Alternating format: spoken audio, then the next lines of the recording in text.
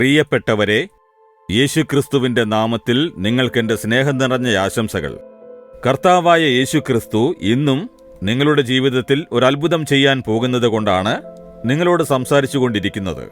നിങ്ങൾക്കൊരു അതിശയം ആവശ്യമുണ്ട് അല്ലേ? നിങ്ങളുടെ പ്രശ്നങ്ങൾ മാറണം, ആവശ്യങ്ങൾ നിറവേറ്റപ്പെടണം, ശാരീരിക സൗഖ്യം ലഭിക്കണം. ഒരു അതിശയം ദൈവം നിങ്ങൾക്ക് ചെയ്യാൻ പോകുന്നു. വിശ്വസിക്കുവിൻ. ഈ ഓറൽ റോബോട്ട് യൂണിവേഴ്സിറ്റിയിലെ ഈ മനോഹരമായ സ്ഥലം കണ്ടാൽ അതിശയം തോന്നുകയാണ്. 50-55 വർഷങ്ങൾക്ക് മുൻപ് തന്നെ ഇത്രയും ഗംഭീരമായി ദൈവം ഇത് നിർമ്മിക്കുവാനുള്ള സൗകര്യങ്ങൾ ചെയ്തു കൊടുത്തു എന്നാൽ അത് അതിശയം തന്നെയാണ്.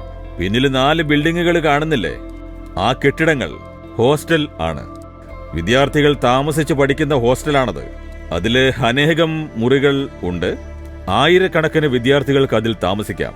അത്രയ്ക്ക് ഗംഭീരമാണ് അത്. പെൺകുട്ടികൾക്കുള്ള ഹോസ്റ്റല് വേറെയാണ്. ഇതുപോലെ ഈ യൂണിവേഴ്സിറ്റിയിൽ യേശു ചെയ്തിരിക്കുന്ന കാര്യങ്ങൾ കാണുമ്പോൾ ഞാൻ വളരെയധികം അത്ഭുതപ്പെടുന്നു. അതെന്തുകൊണ്ടാണെന്നോ, ദൈവം ഈ കാര്യം ചെയ്തിരിക്കുന്നു. യേശു അത്ഭുതകരമായ പ്രവൃത്തികൾ ചെയ്യുന്ന ദൈവമാണ് എന്നതിന് ഈ യൂണിവേഴ്സിറ്റി ഒരു വലിയ സാക്ഷിയായിരിക്കുന്നു. ഇയ്യോബ് 5-ാം അധ്യായം 9-ാം വാക്യത്തിൽ അവൻ ആരാഞ്ഞുകൂടാത്ത വൻ കാര്യങ്ങളും അസംഖ്യമായ അത്ഭുതങ്ങളും ചെയ്യുന്നു എന്ന് എഴുതിയിരിക്കുന്നു.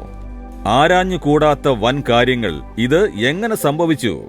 അത്ഭുതം തോന്നുന്നല്ലോ എന്ന് അന്വേഷിച്ച് നോക്കിയാലും കണ്ടുപിടിക്കുവാൻ സാധിക്കില്ല. അതുപോലെയൊരു കാര്യം യേശുവിനെ ചെയ്യാൻ സാധിക്കൂ. എണ്ണിയാൽ തീരാത്ത അതിശയങ്ങൾ. എന്തുമാത്രം അതിശയങ്ങൾ! എണ്ണാനേ സാധിക്കില്ല, അത്രത്തോളം അതിശയങ്ങൾ ദൈവം ചെയ്തിരിക്കുന്നു. അങ്ങനെ ചെയ്യുന്ന യേശുവിന് നിങ്ങളുടെ ജീവിതത്തിലും ചെയ്യാനാകും. നിങ്ങൾക്കും ചെയ്യും.